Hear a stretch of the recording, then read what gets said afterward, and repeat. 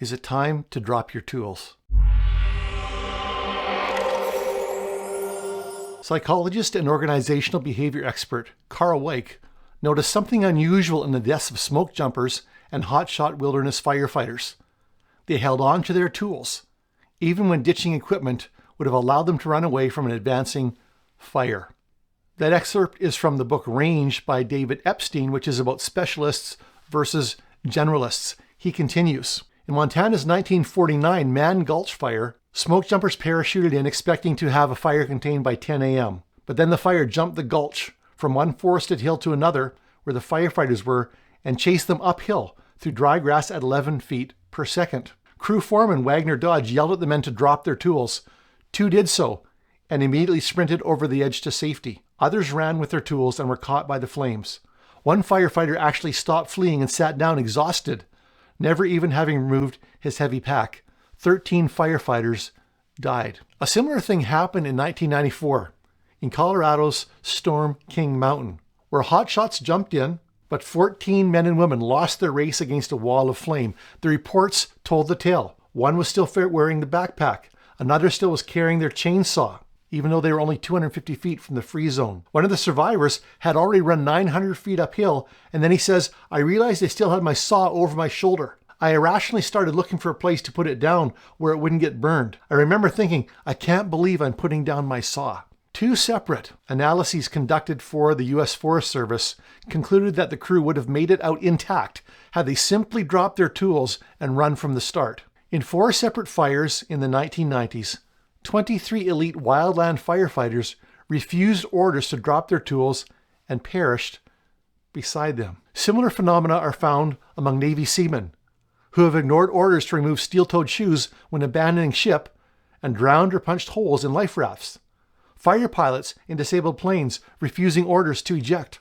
Carl Wallenda, famous high-wire performer, fell 120 feet to his death when he teetered and instead of grabbing the wire, grabbed for his balance pole. Now here's where it comes together. Here's where these incidents apply to organizational, even ministry life. Dropping one's tools is a proxy for unlearning, for adaptation, for flexibility, Weick wrote.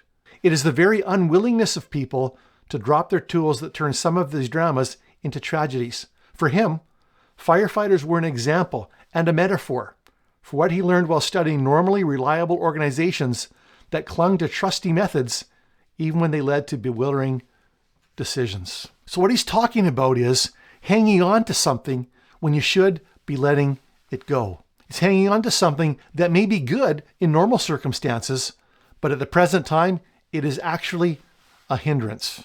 Do you see any parallels between that metaphor, these tragedies, and church ministry, Christian leadership today? A forest fire is a very visible, immediate crisis. It's obvious to everyone. The crisis the church is facing is a little slower moving, though it is still fairly evident when you look. What exactly is this crisis? Well, the Western church is in decline. Lower attendance, fewer available pastors, decreasing offerings, fewer converts, an increasingly poor reputation, and almost no disciples being made. And it's that last one, the absence of disciples being made, that pretty much explains everything else. I heard someone ask on a call recently, what if no one in your church wants to be a disciple? My reaction to that question is, if that's the case, do you even have a church?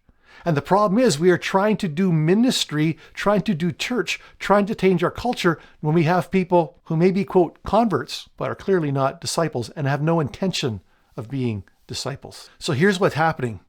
We see the decline. We see the statistics.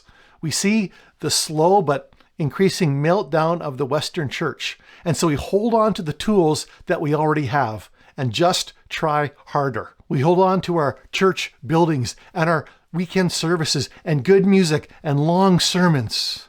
And we hold on to professional pastors and we say, well, you know, if a bachelor degree is not cutting it, maybe get a master's, maybe get a doctorate. Let's just try harder. Let's do more of the same. We seem to think that we just need to do what we're already doing, just somehow do it better or harder. We refuse to drop the tools that clearly aren't working for us right now. And the result is predictable. The result is decline and eventually death. Now, obviously, I have some ideas of some things that might work instead, some tools that we can pick up after we drop our old tools. I have some evidence that other tools are actually working. And I've spoken about and written about those things and will do in the future. But for now, I simply want to challenge pastors, Christian leaders, church people, passionate followers of Jesus Christ. I want to challenge you to admit that what we are doing, the tools we are currently using, church as we know it, isn't cutting it. It's not achieving the mission. Can you admit that? The mission is to make disciples who make disciples.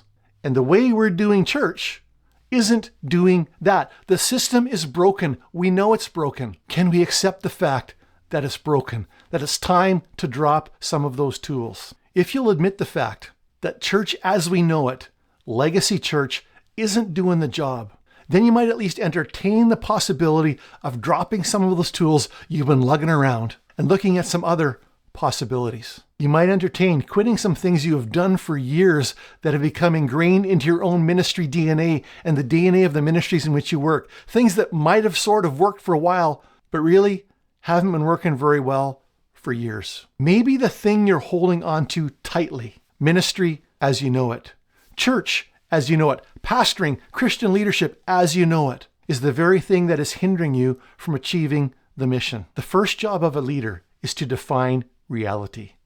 Take a look at your ministry reality and drop what needs to be dropped so you can pick up and do what you're called to do.